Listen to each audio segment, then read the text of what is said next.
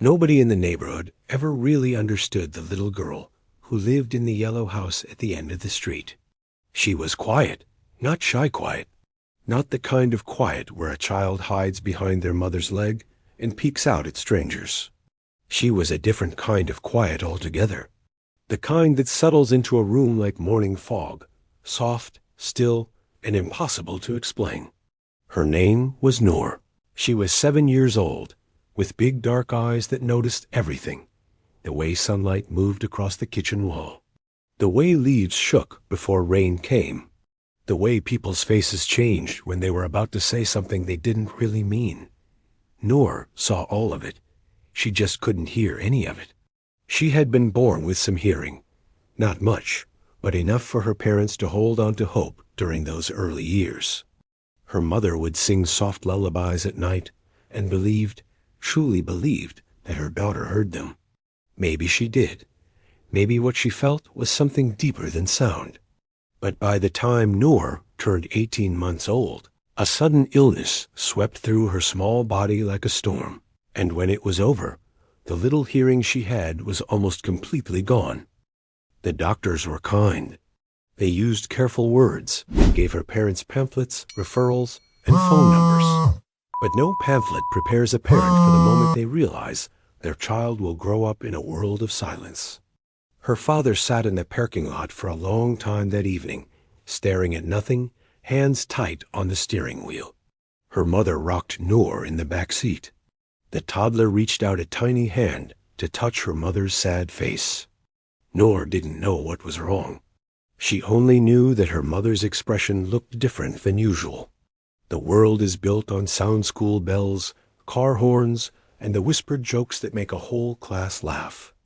Noor moved through it all, like someone reading a book with half the pages missing. But Noor always knew when something was different. Noor always knew. Imagine a world where sound is a ghost, a whisper you cannot hear, a song you cannot catch. For 8-year-old Noor, the world moves in a beautiful, silent dance. While other children are swept up in the cacophony of laughter and shouting, Noor watches from the shore, observing the rhythms of life through sight alone. In the classroom, the teacher's voice is a melody she cannot track. Her focus is fixed on the interpreter, whose hands weave stories in the air. She learns to find the music in the mundane, the fluttering of wings on a fence, the way a janitor's chest rises as he whistles a tune she'll never know. She sees the shape of sound in the movement of lips and the vibration of the air, even if the notes themselves remain out of reach.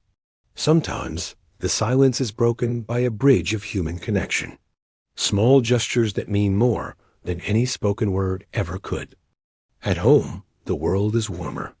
It is a place of shared glances and handwritten notes on the back of grocery receipts. Communication here is tactile. A hand on a shoulder, a specific tilt of the head. Silence doesn't mean a lack of love. Her little brother is her most energetic translator. He doesn't care about the rules of grammar. He only cares about making her laugh. In these moments, the gap between their worlds disappears. Laughter is a physical force that lights up the entire room. But music remains a mystery. Her mother often keeps a speaker nearby while she works, a silent companion to her daily chores. Noor passes it by, indifferent. To her, it is just a box, cold and still, holding a secret she hasn't been invited to yet. Then came a Sunday afternoon in the kitchen. The air was thick with the scent of spices and the low, steady hum of the house. A large speaker had been moved to the counter. It was playing something heavy with bass, something with a deep, rhythmic pulse. As Noor stepped into the room, she didn't hear the sound. She felt it, a strange new shiver traveling through the soles of her feet. It was a heartbeat, not her own, but one coming from the very bones of the house itself. She followed the tremor toward the wall. She knelt down, her movements careful, as if approaching a wild animal. She reached out, searching for the source of the thrumming. When her palms pressed flat against the wall, the world changed.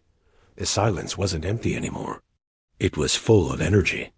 The rhythm moved through her skin, into her muscles, and straight to her heart. This was the music. Not a sound, but a feeling.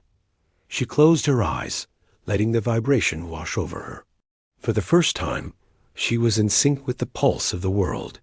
Her mother turned from the stove, pausing when she saw her daughter. The realization hit her like a wave of warmth. Without a word, she walked over to the speaker. She didn't turn it off. She reached for the dial and slowly increased the volume. The pulse grew stronger, deeper. It was a gift of sensation, a shared language that transcended the need for ears to hear. In that kitchen, amidst the steam and the sunlight, the silence was finally broken. Not by noise, but by the power of a heartbeat. After that, Noor started paying attention to vibrations the way other children pay attention to sound. She pressed her hand against the washing machine when it ran its spin cycle and felt the difference between that and the gentle hum of the refrigerator. She laid her cheek against the car door when her father drove and felt the engine's rumble shift when he changed gears. She pressed her foot against the floor at her cousin's birthday party when someone turned the music up loud and stood there in the middle of all those dancing, laughing people with her eyes closed and her head slightly tilted, feeling the bass move through the ground. She didn't have a name for what she was doing. She was just following something, a pull she didn't understand yet. She was 7 years old. She had never touched a piano. She had never sat on a piano bench or pressed a single key. She only knew that the world was full of vibrations and that her body could feel them, making something inside her chest go very, very still. The music room at Noor's school was not a special place. It had scuffed floors and a whiteboard with marker stains that never fully wiped away.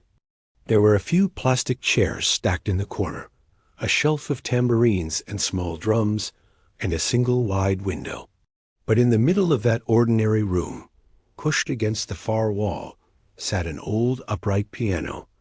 It had seen better days. The wood had faded to a dull brown, with scratches along the sides where years of chairs and elbows had left their marks. A few of the lower keys had yellowed more than the others. The fallboard had a small crack fixed with old peeling tape. But it was real, and it was there. And one Tuesday afternoon in October, it changed everything. Noor had stayed behind after school that day. She liked it when the school was quieter after hours and the chaos settled. In that stillness, Noor felt more like herself. She had wandered into the music room for no particular reason. Maybe she just followed her feet. She stepped inside and looked around at the empty chairs and the dusty shelf. Then her eyes found the piano. She had seen it before, of course. But music class for Noor mostly meant sitting and watching, following along with what she could feel. The piano was furniture, part of the room the same way the walls were. But today, for some reason, she walked toward it. She didn't sit down. She just stood beside it and looked at it up close. The keys, the cracks, the small brass hinges. She reached out and touched the side of it with her fingertips. The wood was cool and smooth in some places, rough in others. Solid. She pressed her palm flat against it. For Noor, silence was never an absence. It was a texture, a companion that followed her through the quiet halls of her school every day. In the golden warmth of the afternoon sun, the music room felt different. It held a presence she couldn't name, but she could feel it. The air around the piano seemed to shimmer, humming with a secret energy that existed just beyond the reach of her ears. She reached out, her movements slow and deliberate, as if she were uncovering a buried treasure long forgotten by the world. The keys were a landscape of black and white, cold to the touch and perfectly aligned. They waited for a voice she didn't have.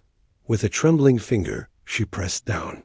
A single white key descended, and for the first time, the silence broke in a way she understood. She didn't hear the note, but she felt the ripple. A tiny, sharp pulse traveled from the ivory through her skin, dancing up her arm. Her eyes widened.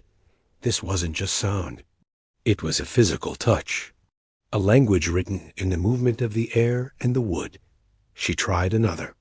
Higher up, the vibrations were like the buzzing of a bee, quick and light, fluttering against the pads of her fingers. But the lower keys, they were different. When she pressed them, a heavy wave surged through the floor and settled deep in her chest. It was a roar she could feel in her bones, a deep, resonant thrumming that made her heart race in time with the instrument's pulse. She closed her eyes, mapping the keyboard. Each key was a different sensation, a different weight, a different color in her mind's eye. She was so lost in her discovery that she didn't notice the door creak open, or the footsteps that paused at the threshold. The teacher stopped, watching the young girl who was normally so reserved. Noor was hunched over the piano, one hand pressed to its side. She saw the way Noor leaned into the wood, seeking the vibration. It was a private, sacred moment of a soul-touching music. Suddenly, Noor opened her eyes. The spell was broken. She saw her teacher and reflexively pulled her hands back into her lap, embarrassed. But there was no reprimand in the teacher's eyes, only a quiet invitation. She walked over, moving with a softness that matched the room. The teacher pulled out the bench and gestured for Noor to stay.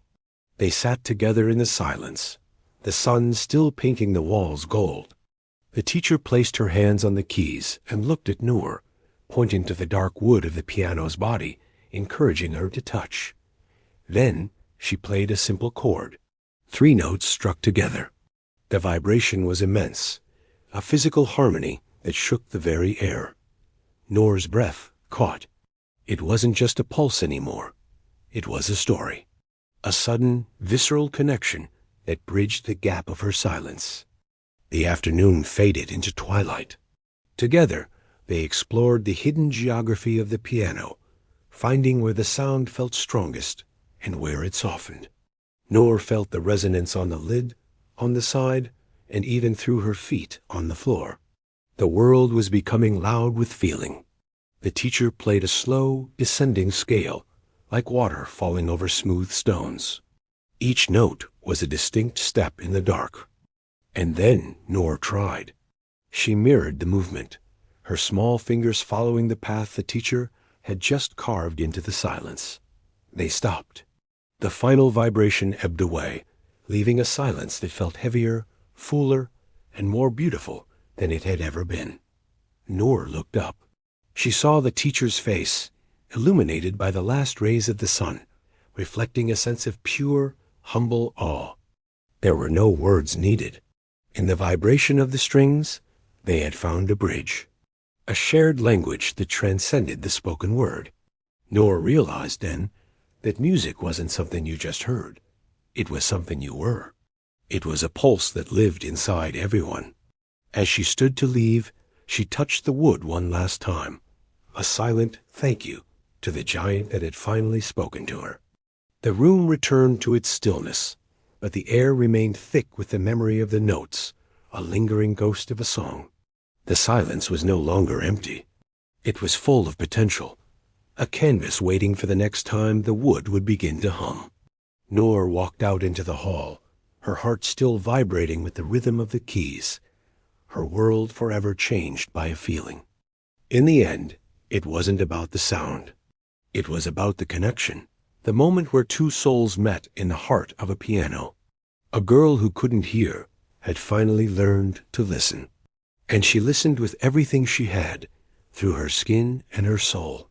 The piano remained, silent but heavy with the weight of its own music, waiting for the girl to return to its wooden embrace. The teacher smiled, not a polite smile, but a real one that reached her eyes and took over her whole face. She signed the word again with gentle movements, then pointed toward the keys of the piano. Noor turned back to the piano and pressed the notes low, slow, one after another. It was from memory, not the memory of sound, but the memory of something she had felt. She lifted her hands and looked at them, her own 2 hands, as if seeing them for the first time. She was 8 years old, sitting in an ordinary music room, discovering a world through her fingertips. But something had begun. quietly, unexpectedly, in the way the most important things always begin. Not with a performance, not with applause. Just a girl, a piano, and the soft, certain hum of something falling into place. Word travels fast in a small school. By the next morning, Nora's teacher had already spoken to the principal. Not out of concern, out of something closer to wonder. She had gone home the evening before and sat at her kitchen table, thinking about what she had witnessed in that music room. And the more she thought about it, the more certain she became that it deserved more than one quiet afternoon on a cracked piano bench. The principal listened carefully. She was a practical woman who ran a tight school and didn't have much room in the budget for extras. But she also knew the way some people just know when something was worth paying attention to. She made a phone call that same week to a music therapist who occasionally worked with children in the district. She explained the situation briefly. There was a pause on the other end of the line. Then the voice on the other end said, "I'd like to meet her." His name was Mr. Adil. He was a soft-spoken man in his late 30s, with patient eyes and the kind of unhurried manner that made children feel safe. He had spent years working with children who experienced the world differently, children who learned through touch, through movement, through repetition, through methods that didn't come in any standard textbook. He met Noor on a Thursday afternoon in the same music room. He didn't bring sheet music. He sat across from her at the piano bench, and for the first several minutes he did almost nothing. He watched how she moved in the room, how her eyes tracked everything, the piano, his hands, the window, back to him. Then he did something that surprised her. He placed her hand, very gently, flat against the top of the piano. Then he played a single low note. He watched her face. Then he played a high note. He watched her face again. Subtle, but different. She felt the difference. When Noor left that afternoon, something had shifted. She walked a little differently down the hallway. The sessions became weekly. Mr. Adil treated vibration as its own complete language. He color-coded the keys with small, removable stickers. Low notes got deep colors, blues and purples. High notes got lighter ones, yellows and whites. He described vibrations by shape. A low, heavy note he called wide. A high, quick note he called sharp. She would think for a moment, then show him with her hands, spreading them wide or pinching her fingers close together. He wrote everything down. Over weeks, they built a shared vocabulary between them. Not a musical vocabulary, not yet. Something more personal than that. Something that belonged entirely to the two of them and to those quiet afternoons in that music room. But learning was not a straight line. It never is. There were sessions that went badly. Days when Noor came in already tired. From the particular exhaustion that comes from spending 6 hours in a world that doesn't naturally accommodate you. And she had nothing left to give. Mr. Adil never pushed. He would simply sit beside her, and sometimes he would play softly on his own. She could rest her hand on the wood and just feel without having to do anything. Sometimes that was enough. There were days she got frustrated. Real, deep frustration. The kind that builds up quietly and then arrives all at once. One afternoon she pressed a sequence of notes she had been working on for 2 weeks, and it still didn't feel right. She pushed the fallboard down over the keys and crossed her arms and looked away. Mr. Adil waited. A full minute passed. Then he gently lifted the fallboard back up. He placed her hand on his and played the sequence himself, slowly. The exact pressure, the exact pauses. He did it 3 times without a word. Then he moved his hand away and left hers on the keys. She played it. It was right. She didn't celebrate. She just sat with it for a moment, feeling the last vibration fade through her fingers. Then she looked at Mr. Adil. He nodded once. That was all. And somehow that single nod meant more than any applause could have. At home, things were changing too. Her parents had found a small second-hand keyboard, nothing close to a real piano. They set it on the kitchen table because the floor there was tiled and the vibrations traveled better than on carpet. Noor's little brother would sometimes sit underneath the table while she practiced, pressing his palms flat on the tile, grinning up at her. She thought it was ridiculous. She also secretly loved it. She practiced every evening. For 20-30 minutes, she would sit at that small keyboard on the kitchen table and work through what she and Mr. Adil had built together. Her mother would sometimes cook nearby without making a fuss about it, which was exactly the right thing to do, just letting it be normal. And slowly, the way water shapes stone, it started to become normal. She stopped thinking about the colors on the keys.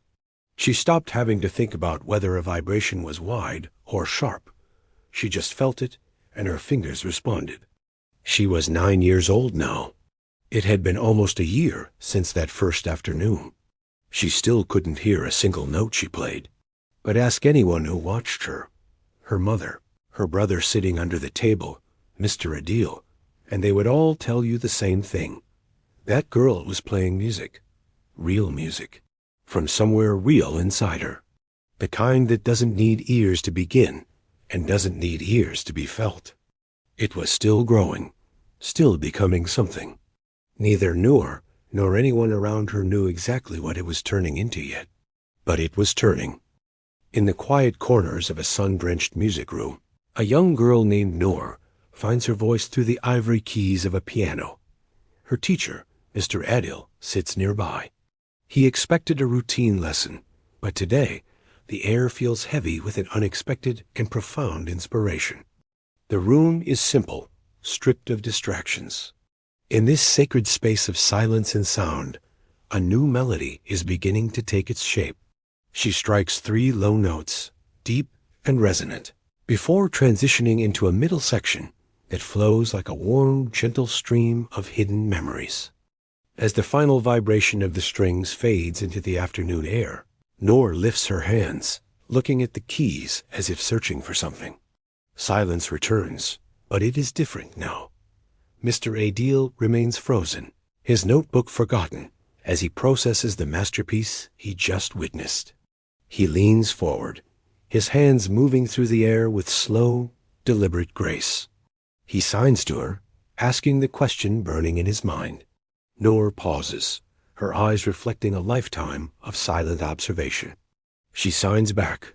It was already there, living inside her, waiting to be released. Recognizing the importance of this moment, Adil picks up his phone. He captures the melody as Noor begins to play the piece once more. The lesson ends, and Noor steps out into the cool, bright air of a March afternoon. The world outside seems to hum with new meaning. Her mother is waiting. Without a single word spoken, she senses the shift in her daughter's spirit, seeing the music reflected in her eyes. They walk away together, side by side. Though Noor is silent, the music she discovered today follows her, a secret rhythm in her step. The music room remains, bathed in the fading gold of the sun, holding the echo of a song that needed no ears to be felt. In a world defined by the absence of sound, there exists a rhythm that transcends the ears. This is the story of Noor. To Noor, music isn't a melody heard. It's a vibration felt deep within the marrow of her bones. She doesn't play for an audience. She plays to connect with the pulse of the universe that she can finally feel. The world outside is a silent cinema, but at this piano, the colors of sound begin to bleed into her reality. This hidden gift might have remained a secret if not for Mr. Adil, a man who saw the music in her silence. Days later, the memory of her performance haunts him. He sits in the fading light, grappling with the weight of what he witnessed. Even in the mundane moments of life, the resonance of her spirit demands to be shared. It's more than music. It's a message. He remembers her hands, moving with a grace that defied her limitations. He remembers her signs. She told him, maybe someone else needs to know it's possible. Those words became the catalyst for change. The decision was not one to be made lightly. The family gathered, the air thick with the importance of the moment. Her brother sat on the floor, feeling the floorboards, understanding his sister's world better than anyone. Noor looked at the small keyboard that had been her companion through years of silence, and she gave her consent.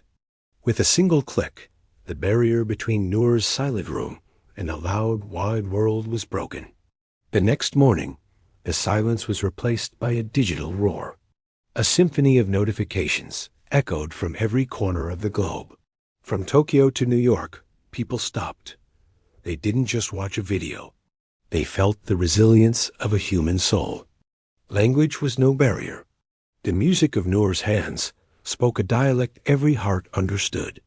She became a beacon for those who felt unheard, a testament that our limitations are only the starting point of our greatness. And in the center of the storm she created, Noor remained exactly where she belonged. The vibrations were the same, but the world was different. It was a little more hopeful, a little more rhythmic. For Noor, the music never stopped. It just finally found its way home.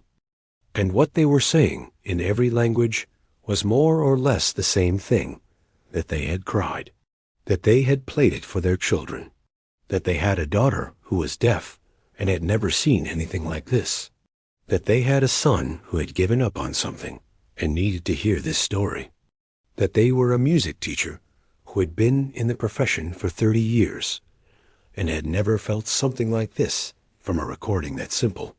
By the end of that first week, the video had been viewed over 14 million times. News requests came in, interview requests. A journalist from a national outlet called the school. A music foundation reached out about a scholarship. A woman who ran a program for deaf children in another country sent a message so long and so full of emotion that Mr. Adil had to read it in pieces. Through all of it, Noor's family kept things quiet. They didn't do interviews. They didn't post anything themselves. They went about their week, school, dinner, the small keyboard on the kitchen table in the evenings. Noor knew something was happening. Her parents had explained it to her as simply and honestly as they had done with everything else. She understood that many people had heard her play. She understood that the number was very large.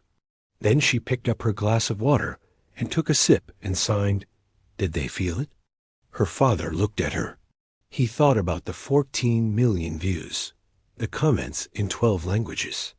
Yes, he signed back. They felt it. She nodded once. Like that was the part that mattered.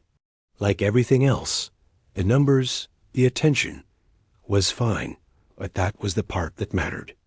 Not to prove something, not to perform. It had never been about that.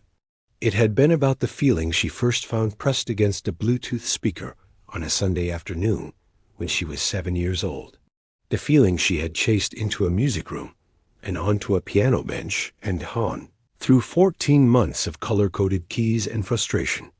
The feeling she had finally poured out through her hands on a Tuesday in March into 3 quiet minutes of music.